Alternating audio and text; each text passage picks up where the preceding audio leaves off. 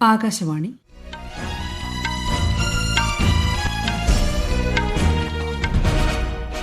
നമസ്കാരം. വാർത്തകൾ വായിക്കുന്നത് ലിൻസ സിറാജ്.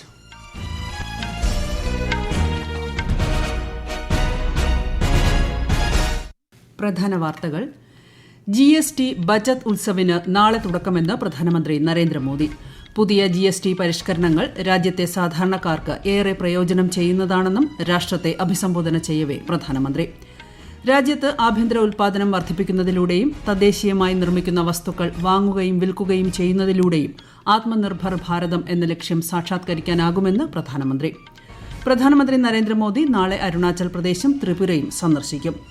ഒരു ഭാഷയും അടിച്ചേൽപ്പിക്കാൻ കേന്ദ്ര ഗവൺമെന്റ് ഉദ്ദേശിച്ചിട്ടില്ലെന്ന് കേന്ദ്രമന്ത്രി ധർമ്മേന്ദ്ര പ്രധാൻ. 98ാം സമാധി ദിനത്തിൽ ശ്രീനാരായണ ഗുരുവിന് ആദരാഞ്ജലി അർപ്പിച്ച് കേരളം. ഏഷ്യാകപ്പ് T20 ക്രിക്കറ്റിലെ സൂപ്പർ 4 മത്സരത്തിൽ ഇന്ത്യ ഇന്ന് പാകിസ്ഥാനെ നേരിടും. വാർത്തകൾ വിശദമായി. നവരാത്രിയുടെ ആദ്യ ദിനമായ നാളെ ആരംഭിക്കുന്ന GST ബചത് ഉത്സവ് രാജ്യത്തെ സാധാരണക്കാർക്ക് ഏറെ പ്രയോജനം ചെയ്യുന്നതാണെന്ന് പ്രധാനമന്ത്രി നരേന്ദ്രമോദി. രാജ്യവികസനത്തിന്റെ ഒരു പുതുചരിത്രത്തിന് തുടക്കം കുറിക്കുന്നതാണ് പുതിയ GST പരിഷ്കരണമെന്നും രാഷ്ട്രത്തെ അഭിസംബോധന ചെയ്യവേ അദ്ദേഹം പറഞ്ഞു. വിവിധങ്ങളായ നികുതി വ്യവസ്ഥയിൽ കുടുങ്ങി ജനങ്ങൾ ഏറെ ബുദ്ധിമുട്ട് അനുഭവിച്ചിരുന്നു. എന്നാൽ പുതിയ GST പരിഷ്കരണത്തിലൂടെ എല്ലാവരുടെയും ആശങ്കകൾക്ക് പരിഹാരം വന്നിരിക്കുന്നതായും ഭാവിയിൽ GST പരിഷ്കരണങ്ങൾക്ക് തുടർച്ചയുണ്ടാകുമെന്നും प्रधानमंत्री പറഞ്ഞു. कल से देश में GST बचत उत्सव शुरू होने जा रहा है. इस GST बचत उत्सव में आपकी बचत बढ़ेगी और आप अपनी पसंद की चीजों को और ज्यादा आसानी से खरीद पाएंगे. നാളെ മുതൽ GSTയിൽ ഏർപ്പെടുത്തിയിരിക്കുന്ന കുറവ് വരാനിരിക്കുന്ന ഉത്സവകാലത്ത് ജനങ്ങൾക്ക് ഏറെ ആശ്വാസമാകുമെന്നും ശ്രീ നരേന്ദ്രമോദി പറഞ്ഞു. ഒരു രാജ്യം ഒരു നികുതി എന്ന സ്വപ്നം യാഥാർത്ഥ്യമായിരിക്കുന്നു. പരിഷ്കാരങ്ങളും മാറ്റങ്ങളും രാജ്യ പുരോഗതിക്ക് ആവശ്യമാണ്. സംസ്ഥാനങ്ങളുമായും ബന്ധപ്പെട്ട മറ്റുള്ളവരുമായും ചർച്ചകൾ നടത്തിയ ശേഷമാണ് പുതിയ പരിഷ്കാരം. ആധുനിക മധ്യവർഗത്തിന് രാജ്യത്തിന്റെ വളർച്ചയിൽ സുപ്രധാന പങ്കുണ്ട്. ആദായ നികുതിയിൽ വന്ന കുറവ് മധ്യവർഗത്തിന് 2.5 ലക്ഷം കോടി രൂപയുടെ നേട്ടങ്ങൾ ഉണ്ടാക്കിയെന്നും ശ്രീ നരേന്ദ്രമോദി പറഞ്ഞു.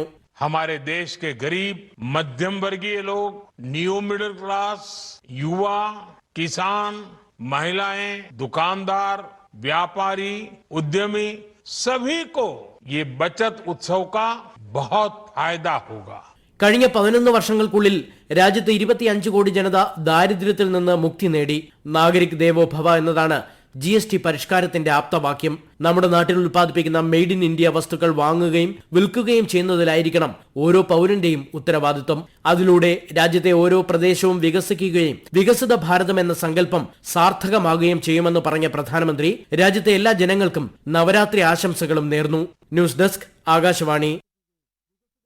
ചരക്ക് സേവന നികുതി നിരക്കുകളിലെ പുതിയ പരിഷ്കരണങ്ങൾ നാളെ മുതലാണ് രാജ്യത്ത് പ്രാബല്യത്തിൽ വരിക.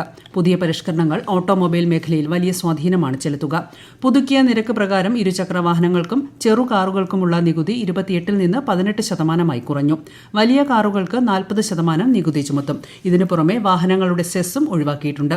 വ്യാപാരികളും സേവനദാതാക്കളും പുതുക്കിയ നികുതി നിരക്കനുസരിച്ചുള്ള ടാക്സ് ഇൻവോയ്സുകൾ നൽകുന്നതിനാവശ്യമായ മാറ്റങ്ങൾ ബില്ലിംഗ് സോഫ്റ്റ്വെയറിൽ വരുത്തേണ്ടതാണ്. പുതുക്കിയ GST നിരക്ക് പ്രാബല്യത്തിൽ വരുന്നതോടെ മിൽമ പാലുൽപ്പന്നങ്ങൾക്കും വില കുറയും. വിലക്കുറവ് പ്രാബല്യത്തിൽ വരുമ്പോൾ നെയ്യ്, വെണ്ണ, പനീർ എന്നിവയുടെ വിലയിൽ 7% കുറവ് വരും. ഐസ്ക്രീമിന് 13% വരെ വിലക്കുറവുണ്ടാകും. GST നിരക്കിളവിനെ കേരളത്തിലെ വ്യവസായ സമൂഹം പരക്കെ സ്വാഗതം ചെയ്യുന്നു.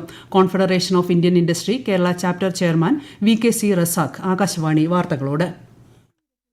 സെപ്റ്റംബർ 22 മുതൽ വിവിധ ഉൽപ്പന്നങ്ങൾക്ക് GSTയിൽ വരുത്തിയിട്ടുള്ള കുറവ് നിലവിൽ വരികയാണ്. ഈ ഒരു GSTയിൽ ഉണ്ടായിട്ടുള്ള കുറവ് ഉൽപ്പന്നങ്ങളുടെ വില കുറയ്ക്കുന്നതിനും അതുവഴി കസ്റ്റമറിന് കൂടുതൽ വാങ്ങൽ കഴിവ് നൽകുകയും ചെയ്യും എന്നുള്ളതാണ് ഈ തീരുമാനം കൊണ്ട് ഗവൺമെന്റ് ഉദ്ദേശിക്കുന്നത്. അപ്പോൾ ഈ തീരുമാനം നല്ല രൂപത്തിൽ നടപ്പാക്കുന്നതിന് വേണ്ടി എല്ലാ ഉൽപ്പാദകരോടും കച്ചവടക്കാരോടും പ്രത്യേകം അഭ്യർത്ഥിക്കുന്നു. പ്രധാനമന്ത്രി നരേന്ദ്രമോദി നാളെ അരുണാചൽ പ്രദേശും ത്രിപുരയും സന്ദർശിക്കും. സന്ദർശന വേളയിൽ 5100 കോടി രൂപയിലധികം വരുന്ന ഒന്നിലധികം വികസന പദ്ധതികൾ ശ്രീ മോദി ഉദ്ഘാടനം ചെയ്യും. അരുണാചൽ പ്രദേശിൽ 3700 കോടി രൂപയിലധികം വിലമതിക്കുന്ന 2 പ്രധാന ജലവൈദ്യുത പദ്ധതികൾക്ക് അദ്ദേഹം തറക്കല്ലിടും. തവാങ്ങിൽ ഒരു അത്യാധുനിക കൺവെൻഷൻ സെന്ററിന്റെ ശിലാസ്ഥാപനവും ശ്രീ മോദി നിർവഹിക്കും. വിവിധ മേഖലകളിൽ ഒന്നിലധികം അടിസ്ഥാന സൌകര്യ പദ്ധതികളും ഉദ്ഘാടനം ചെയ്യുന്ന പ്രധാനമന്ത്രി ഇറ്റാനഗറിൽ പൊതുസമ്മേളനത്തെ അഭിസംബോധന ചെയ്യും. ആൽഷീമേഴ്സ് രോഗത്തിന് മികച്ച പരിഹാരങ്ങൾ കണ്ടെത്തുന്നതിന് തുടർച്ചയായ ഗവേഷണ പ്രവർത്തനങ്ങൾ ആവശ്യമാണെന്ന് കേന്ദ്ര ആരോഗ്യമന്ത്രി ജെ.പി. നഡ്ഡ. ധാരണയും അനുകമ്പയും വളർത്തിയെടുക്കുന്നതിലൂടെ ഡിമെൻഷ്യ ബാധിച്ച വ്യക്തികളുടെ ജീവിത നിലവാരം മെച്ചപ്പെടുത്താനും പിന്തുണ നൽകാനും സമൂഹത്തിന് കഴിയുമെന്ന് മന്ത്രി ലോക ആൽഷീമേഴ്സ് ദിനത്തിൽ സമൂഹമാധ്യമത്തിൽ കുറിച്ചു. ഔദ്യോഗിക സന്ദർശനത്തിനായി രാജ്യരക്ഷാ മന്ത്രി രാജ്നാഥ് സിംഗ് മൊറോക്കോയിലേക്ക് തിരിച്ചു. ഉത്തരാഫ്രിക്കൻ രാഷ്ട്രത്തിലേക്കുള്ള രാജ്യരക്ഷാ മന്ത്രിയുടെ ആദ്യ സന്ദർശനമാണിത്. പ്രതിരോധ വ്യവസായ മേഖലകളിലെ സഹകരണം ശക്തിപ്പെടുത്തുന്നതിനായി മൊറോക്കൻ മന്ത്രിമാരുമായി ഉഭയകക്ഷി ചർച്ചകൾ നടത്തും. ഈ വാർത്തകൾ ആകാശവാണിയിൽ നിന്ന്. ആകാശവാണി വാർത്തകളും വാർത്താ അധിഷ്ഠിത പരിപാടികളും All India Radio News Thiruvananthapuram YouTube ചാനലിലും at All India Radio News Thiruvananthapuram Facebook പേജിലും AIR ന്യൂസ് _തിരുവനന്തപുരം ഇൻസ്റ്റഗ്രാം അക്കൌണ്ടിലും at AIR news _TVM X ഹാൻഡിലും ലഭ്യമാണ്. ഒരു ഭാഷയും അടിച്ചേൽപ്പിക്കാൻ കേന്ദ്ര ഗവൺമെന്റ് ഉദ്ദേശിച്ചിട്ടില്ലെന്ന് കേന്ദ്രമന്ത്രി ധർമ്മേന്ദ്ര പ്രധാൻ. വിദ്യാഭ്യാസം മെച്ചപ്പെടുത്തുന്നതിനുള്ള വിജയകരമായ ഒരു രീതിയാണ് ത്രിഭാഷാ നയമെന്നും ചില സംസ്ഥാനങ്ങളിലെ രാഷ്ട്രീയമാണ് ആശങ്ക സൃഷ്ടിക്കുന്നതെന്നും അദ്ദേഹം ചെന്നൈയിൽ പറഞ്ഞു.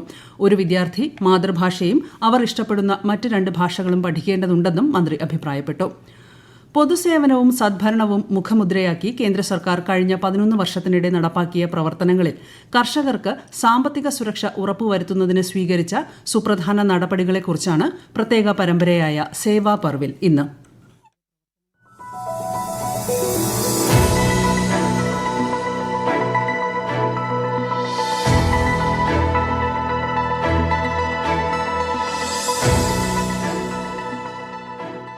പ്രധാനമന്ത്രി നരേന്ദ്രമോദിയുടെ നേതൃത്വത്തിൽ കാർഷിക രംഗത്തെ കേന്ദ്രീകൃത പരിഷ്കാരങ്ങൾ കർഷകർക്ക് സുസ്ഥിര വരുമാനം ലഭ്യമാക്കാൻ സഹായിച്ചു.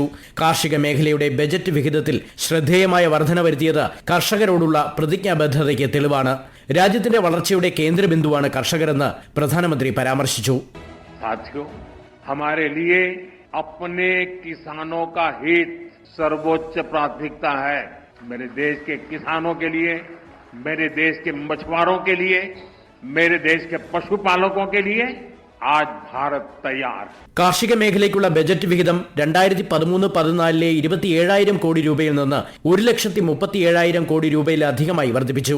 PM കിസാൻ വഴി 11 കോടിയിലധികം കർഷകർക്ക് നേരിട്ടുള്ള വരുമാന പിന്തുണയും കിസാൻ ക്രെഡിറ്റ് കാർഡുകൾ ഉപയോഗിച്ച് സാമ്പത്തിക ശാക്തീകരണവും നടപ്പിലാക്കി.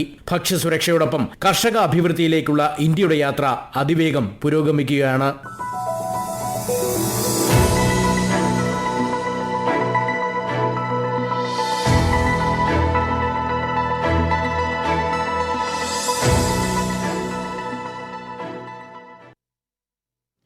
തൊണ്ണൂറ്റിയെട്ടാം സമാധി ദിനത്തിൽ ശ്രീനാരായണ ഗുരുവിന് ആദരാഞ്ജലി അർപ്പിച്ച് കേരളം.